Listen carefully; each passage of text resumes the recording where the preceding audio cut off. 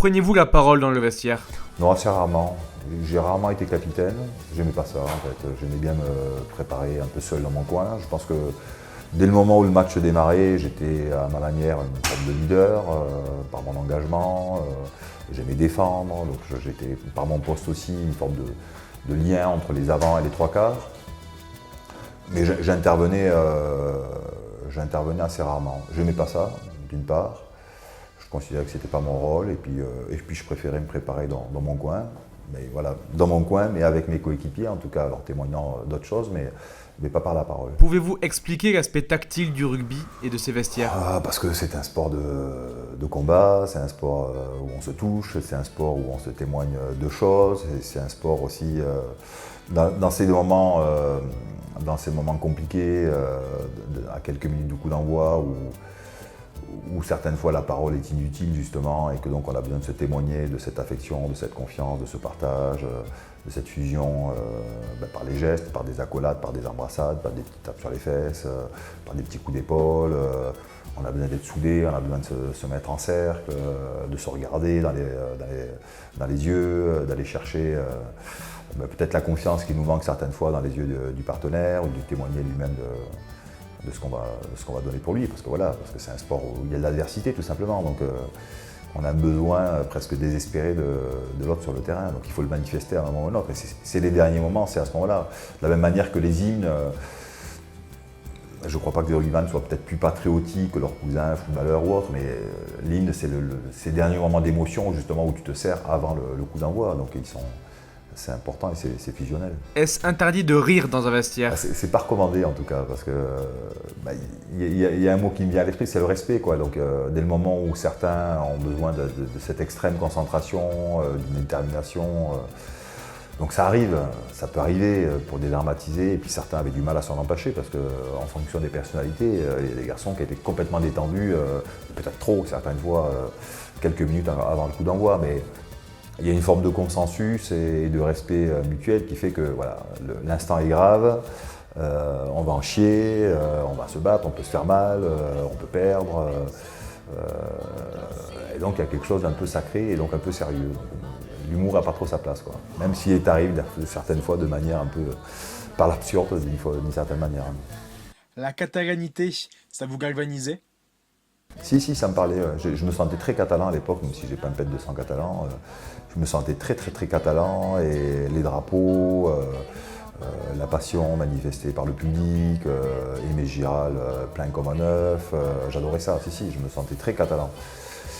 Mais il n'y avait pas besoin de trop en faire, quoi, je veux dire, dans les discours, et puis surtout dans les discours à quelques minutes du coup d'envoi, quoi. Le match, tu l'as préparé tout au long de la semaine, il y a une tension qui s'est installée petit à petit, et j'avais pas réellement besoin d'un discours mobilisateur.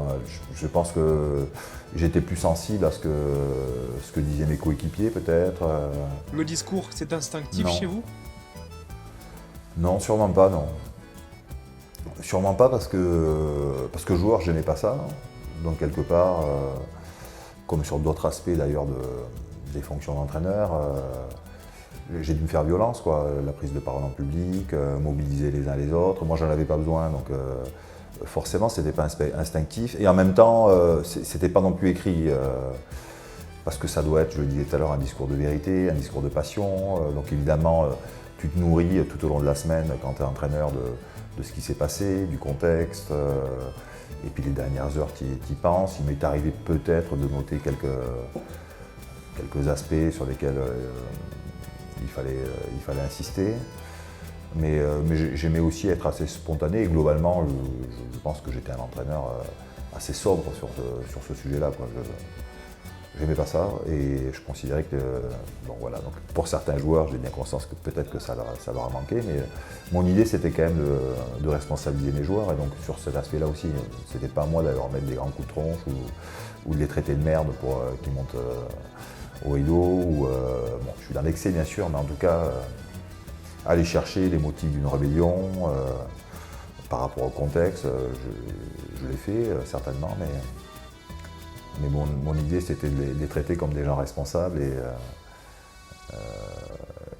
et donc plutôt être plutôt sobre. Est-ce dur de se renouveler? Il y a toujours des choses à dire quand même. Un match n'est jamais différent, il n'est jamais identique. Il se passe plein de choses. Voilà. Et puis parce que je ne voulais pas les saouler aussi, donc du coup, il y a toujours des choses à dire par rapport à ce qui s'est passé avant, par rapport à l'adversaire du jour, par rapport à ce dont tu t'es nourri, par rapport à la préparation, avec des aspects plus stratégiques certaines fois. Mais globalement, c'est un discours sur les mots qui portent, en tout cas, c'est toujours la même chose. C'est toujours battez-vous les uns pour les autres. Évidemment, tu vas rajouter des aspects stratégiques, de discipline, de cohérence. Mais globalement, c'est faire du lien, quoi.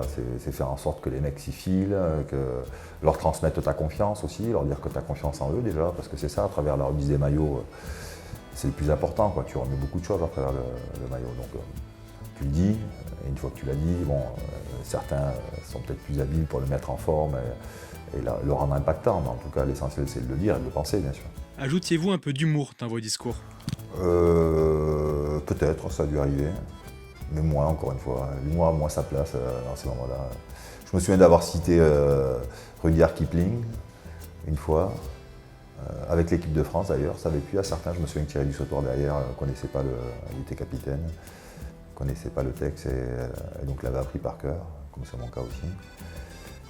Voilà. Conservez-vous un souvenir d'une gueulante mémorable? Pas vers les joueurs, non.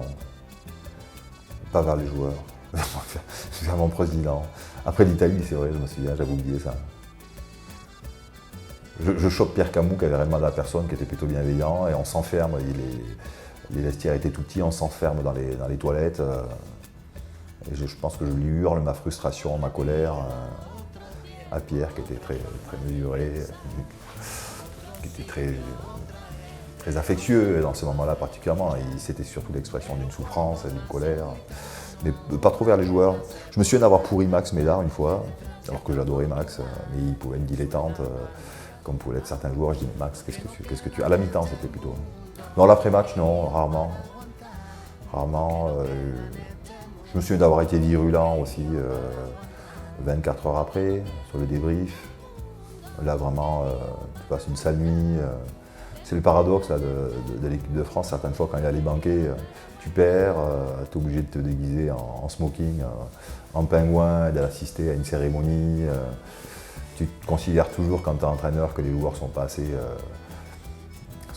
moins réceptifs que toi à la défaite et que donc ils déconnent, ils boivent des coups et toi tu as envie que d'une chose, c'est t'enfermer dans ta chambre, revoir le match une fois, deux fois, trois fois, remobiliser ton staff, trouver des solutions, enfin, trouver le pourquoi du comment de l'échec.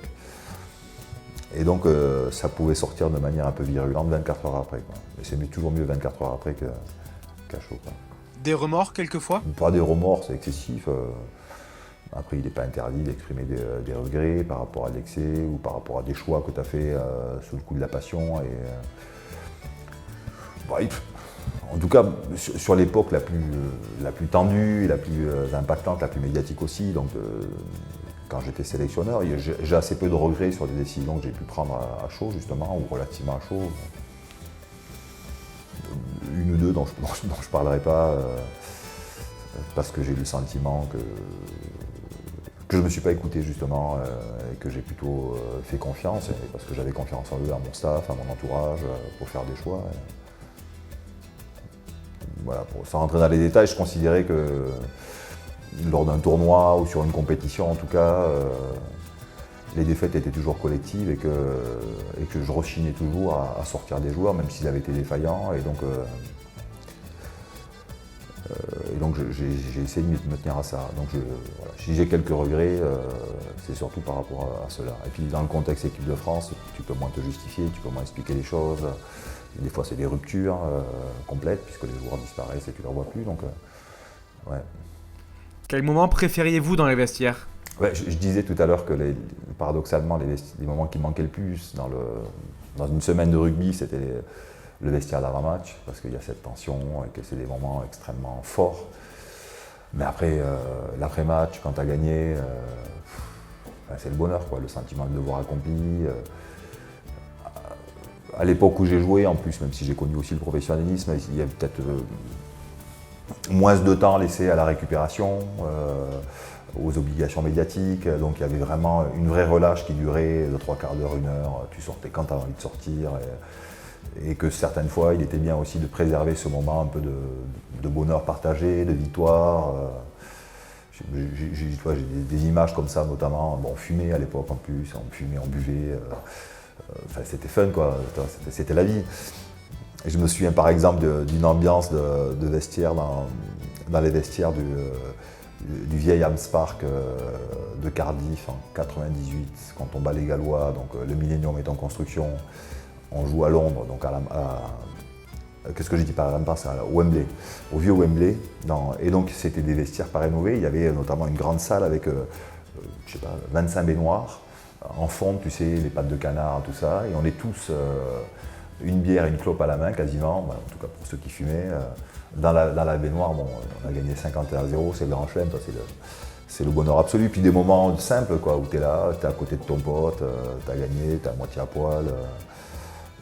Tu prends une bière, c'est ouf. Il est la troisième mi-temps. Regrettez-vous les anciennes mi-temps qui ne duraient que 5 minutes ? C'était bien, moi j'aimais bien. Ça devait être certainement un peu frustrant pour les entraîneurs et aujourd'hui ils auraient du mal à s'y retrouver parce que c'est vrai que on fait passer plus de messages, plus de consignes, il se passe beaucoup plus de choses à la mi-temps, mais au moins tu étais là, il y avait moins de chichi, quoi. Tu avais 3-4 minutes, tu t'hydratais un peu. Moi j'aimais bien personnellement manger un quartier d'orange, un quartier de citron, je trouvais que c'était très sain. Un peu d'eau. Je me souviens, ah oui, parce que je tenais pas en place en plus moi aussi, c'est vrai. Et je me souviens que donc on rentrait pas dans les vestiaires, hein, on restait sur la pelouse et donc j'ai des images où en fait je me rendais pas compte, mais l'entraîneur était au milieu, les joueurs autour, posés, tout ça, et moi je tournais autour. Comme un lion en cage, donc il me tardait que la deuxième mi-temps démarre. J'écoutais, mais je tournais autour des mecs, tout le temps. Que pensez-vous de la télévision dans les vestiaires ? Aujourd'hui, je bosse pour Canal+, donc effectivement, c'est toujours sympa d'avoir quelques images, mais il faut rester raisonnable, quoi, parce que ces moments-là, c'est des moments qui sont intimes. Et parce qu'il y a de l'excès aussi, certaines fois, dans les phrases, dans les gestes. Donc l'excès, il ne convient pas toujours de le partager, il n'est pas toujours exemplaire. Et en même temps, voilà, on ne peut pas non plus regretter d'avoir un sport qui est professionnel, au sein duquel les acteurs sont payés. Et j'en fais partie, hein, puisque je suis encore, j'ai la chance de vivre encore de mon sport en bossant pour Canal+. Voilà, mais il faut être raisonnable, quoi. J'aime pas trop non plus, objectivement, ce que je peux considérer comme des mises en scène, certaines fois, de certains entraîneurs, qui justement, parce qu'à la caméra, en font des tonnes, se mettent un peu en valeur. Bon. Je trouve que c'est un peu du cabotinage, certaines fois, et que ce sport n'a pas besoin de ça, quoi, parce que ce qui compte, c'est l'équipe et c'est les moments de vérité que l'on doit tenir secret. Vous souvenez-vous d'un vestiaire qui vous a marqué ? Aimé Giral. J'étais trop jeune à Argelès-sur-Mer, hein, parce que j'ai quand même joué de 5 ans à 17 ans à Argelès-sur-Mer. Mais le vestiaire, il était peu important quand tu es jeune.